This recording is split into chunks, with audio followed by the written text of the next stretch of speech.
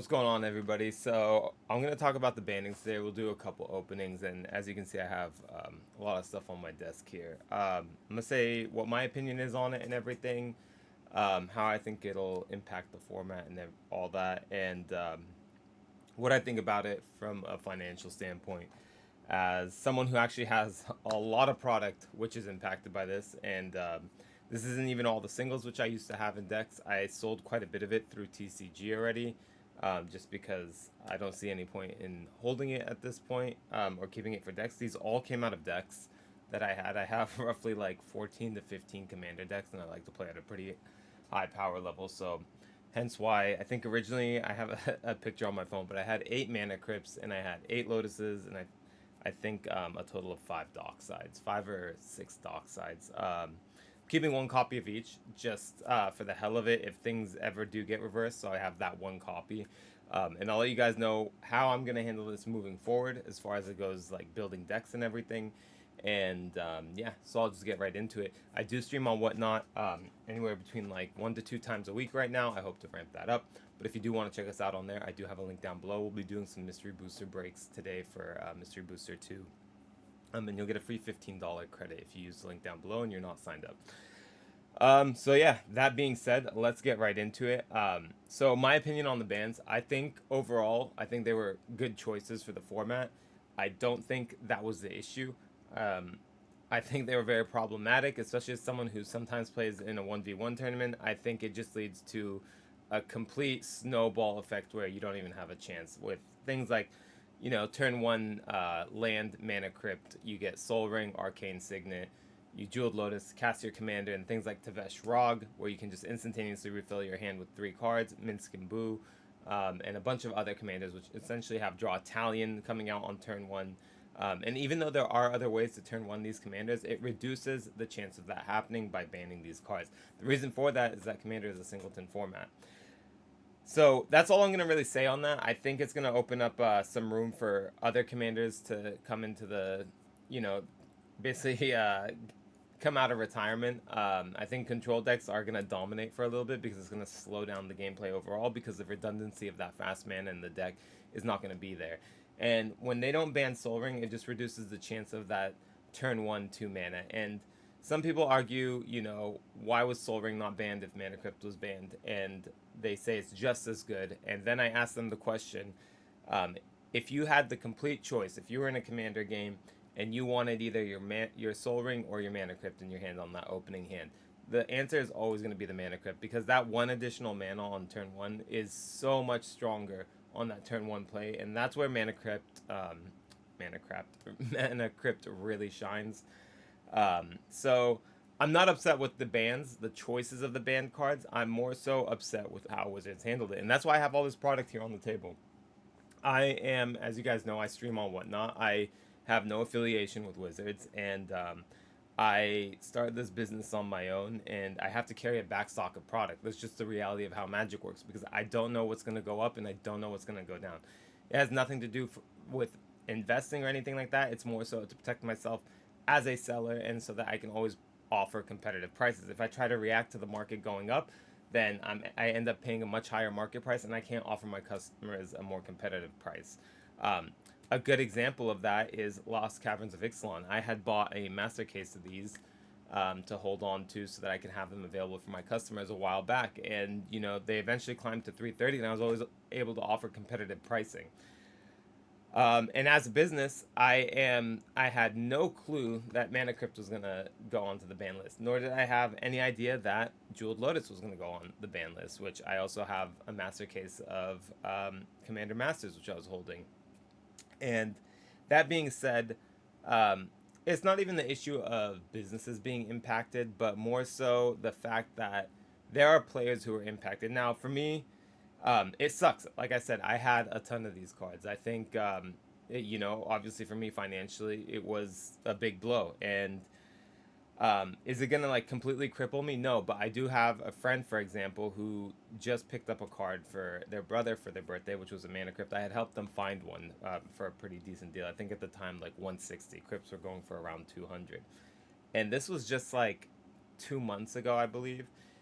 And it was like a big card. It was a card he wanted to add to his deck for a long time. And I think for people like that, it just really rubs people the wrong way. And I think not first off, um let's get down to the main point. It is I there was no warning of this, and it was all done in a way that seems very, very, very like well timed, at least on Wizards' behalf, because as this is all happening, um, we have Commander Masters here, which all of a sudden, I'll let you guys know that the person who supplies me had offered me boxes about, I want to say maybe 6 weeks ago, 4 weeks ago. I don't know the exact timeline because I'm blanking right now and I didn't write it down, but I had been offered these from distribution once again. And I was like, that's pretty odd. It's odd that Commander Masters is now all of a sudden being offered. And I was essentially offered whatever quantity I wanted. And if you guys aren't familiar, this product's been out now since, I don't know the exact date, but maybe a year and a half or so.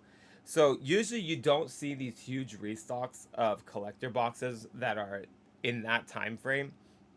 But I didn't really question it because it may happen from time to time, but I still was kind of like, this is really odd. And due to the timing of it and everything, I had been looking to see if I could get better pricing and stuff. I actually didn't end up pulling the trigger. I was about to. I actually was just about to order another like 12 boxes or something for my business. And in the time I came to make the decision, they had actually sold out of them all. So, or I think they raised the price slightly at distribution. I was like, I'm holding on to quite a bit of it, and I think I have enough for my like for what the demand is currently through my streaming and everything. So, I went ahead and I didn't order this, but it was very, very odd that this came back into stock at distribution. Now, the other weird thing that happened with Commander Masters, and I'm sure some of you who watch YouTube and everything or follow, MTG finance pages or anything like that, is there was a Costco bundle that came out.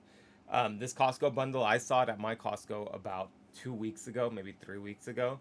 And the Costco bundle seems to have broken down Commander set boxes and placed the set packs inside these bundles. It came with an March of the Machines um, Commander deck. I think like all five were available. It came with a March of the Machines draft pack, a Commander Masters set pack, which is the one set pack I do remember. And I think there was a pack of something else. Bloomborough. It came with a pack of Play Bloomborough.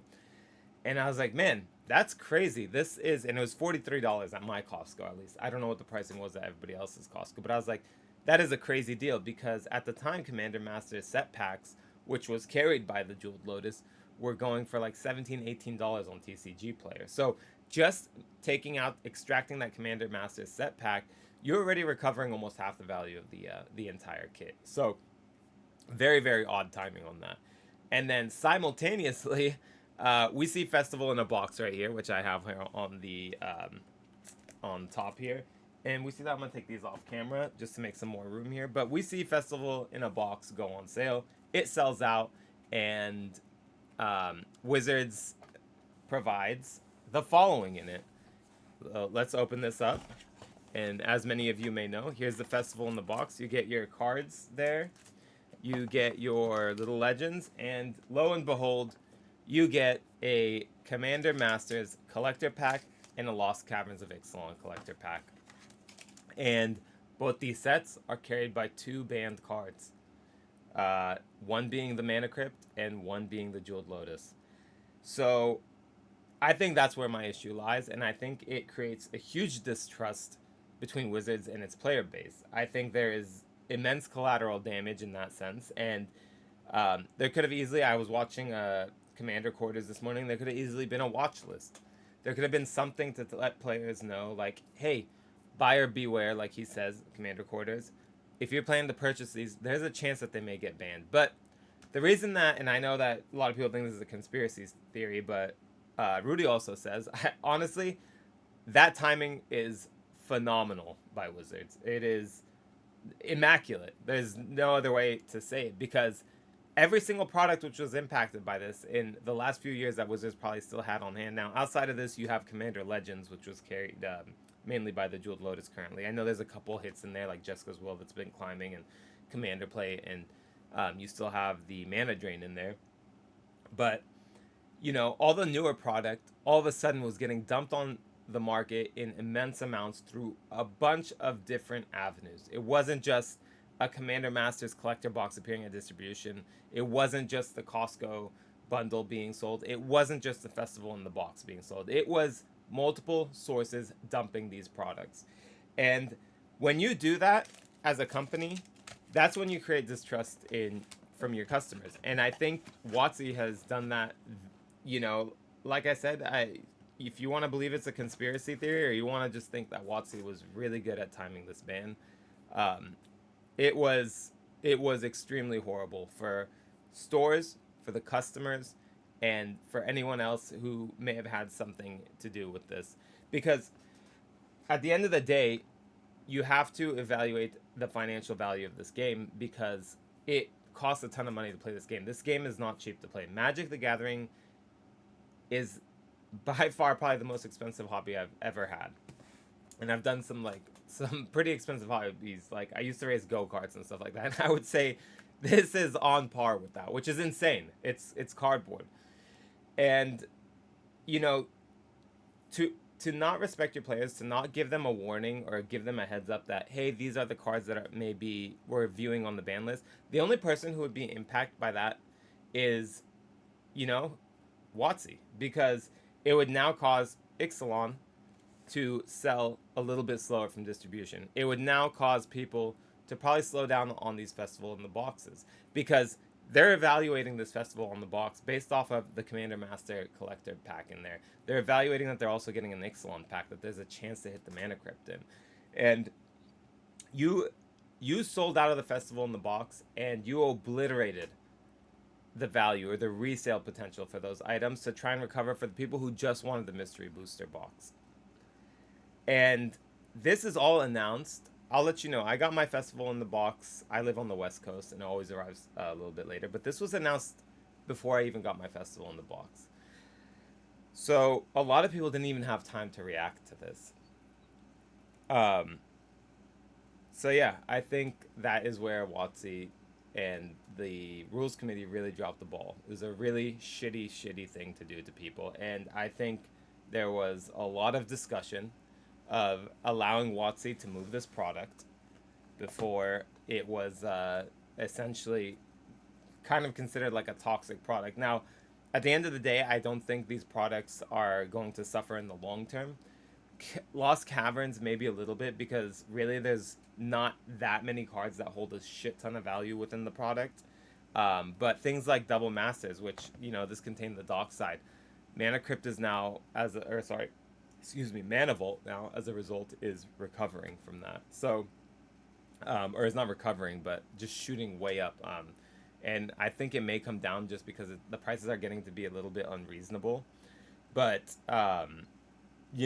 outside of that, uh, yeah, they hurt the entire ecosystem by doing this, not creating some sort of like on watch list and people who were continually buying. And to tell you the truth, I had just built a new commander deck, and I had been searching for another Crypt. And I always, took pride in having real cards in my decks. And moving forward from here, what I am going to do is I plan to, and I used to do this, but like I said, I used to take pride, but I just plan to proxy everything. Because, if Wizard of the Coast is going to decide that they just want to obliterate value for the players, why am I going to spend the money on additional cards to play the real cards when I could just, whenever I go to a tournament, I'll just have the one copy and I'll just slide it into that deck. And that's personally my stance. I no longer plan to put the real deal in every single deck, because why do so? At any moment without warning, they're going to choose to just ban the card. And like I said, I don't think the bans were bad for the format. I think, in fact, that they will allow the format to kind of change. It'll kind of be, it'll be fresh. It'll make things pretty different. It opens up a couple slots in commander decks that I almost felt to be on the competitive side. I always had to have the Crypt and stuff in there. But again, my issue isn't the ban.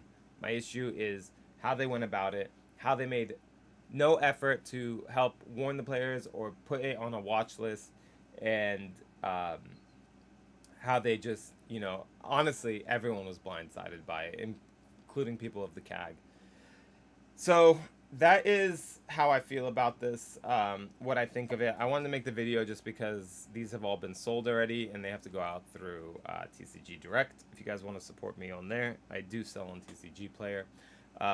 With that being said, I was gonna do a couple openings here. I was gonna open the Ixalan pack, the Commander Masters, and a couple packs out of this Double Masters box here, as well as the VIP. Just for old time's sake, see if we pull any of the banned stuff, and go from there. So yeah, if you want to stick around for that, I'll be doing that. But let me know what your thoughts are on the ban and everything in the comments down below. And yeah, that is kind of it. I don't think there's too much more to say because here we are. We are everything has been said and done, and I don't think it'd be a good idea to reverse the ban either. So let's start with let's do the Lost Caverns pack. But yeah, I'd really like to hear everybody else's opinion on this. I think there was a lot of pre-planning, so a tentative Sunscribe. You know, I was watching actually Pack Opening Addict do this, and it seems that they mixed a combination of American and Japanese printed packs because I'm not getting my rares in the front, and he had gotten his rares in the front. So interesting to see that from Festival in the Box. Triumphant Chomp. We got the Swamp, Sith Claw Raptor, Treasure Map. I'm really hoping for a Roaming Throne. That's what I would be extremely happy with. We're getting an Unstable Glyph Bridge, Wave Goodbye. Tishana's Tidebinder would be great as well. Anim Pakal, Plains, and our rare in the back here is Hit the Motherlode with a Gnome token. So really not the pack you want to see from there. Let's go ahead and open the Commander Masters pack. Go ahead and stick these all on top here.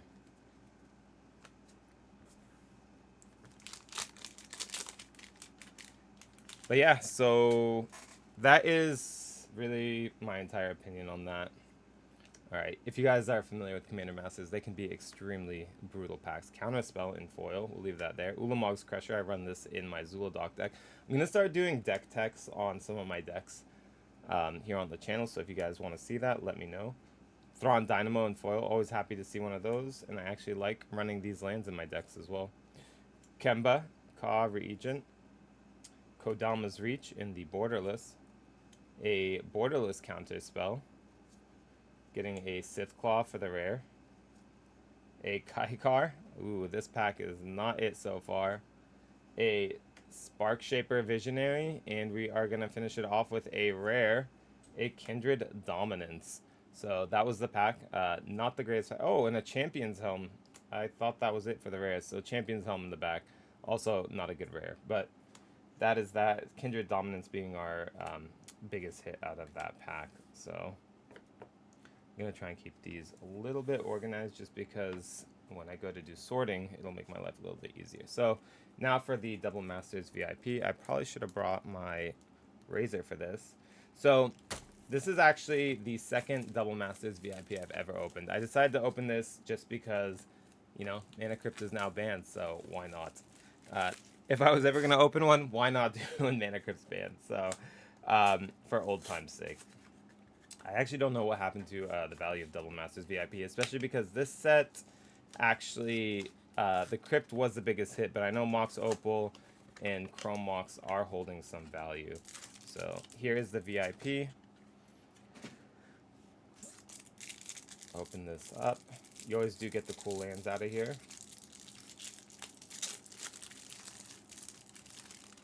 The irony of this video will be if I, oh, we're losing focus there. There it goes. Will be if I end up hitting the Crypt. Lightning Axe, a Sift, Angel of Dawn, Orcish Vandal, Divest, Whisper of the Wilds, Cathodian, Gleaming Barrier, Sphinx of the Guild Pact, Vampire Hexmage, Thopter Engineer, Riddlesmith, Esperzoa, Cranial Plating, Drown in Sorrow, Death Reap Ritual, Blasphemous Act, nice little rare there, Sunforger in foil, Stoneforge Mystic in the full art foil there, nice hit, and we are going to finish it off with a second rare, which is Meddling Mage. Yikes, that is a horrible VIP. But Stoneforge Mystic, honestly, not terrible. Then we're getting a Swamp, Island, plains, forest, mountain, another swamp, another island, plains, and our foil mountain and foil swamp in the back there. So there are the lands. So there it is for the VIP pack. We're actually going to stick it all like this, keep it separate. And we'll finish off with 2 packs of the, what is essentially considered the new VIP, so double masters.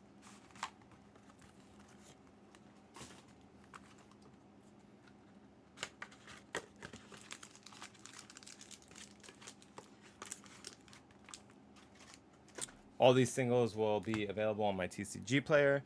I should really get an affiliate link, but I don't have one. So if you want to support me, best way you could do that is using that link for Whatnot, where we do stream, like I said. All right, here we go.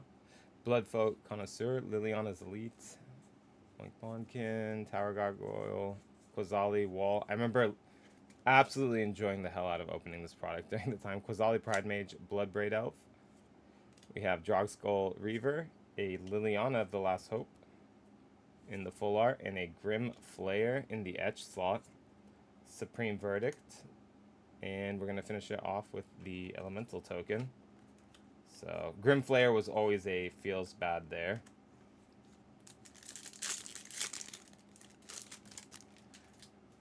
And we're going to go here.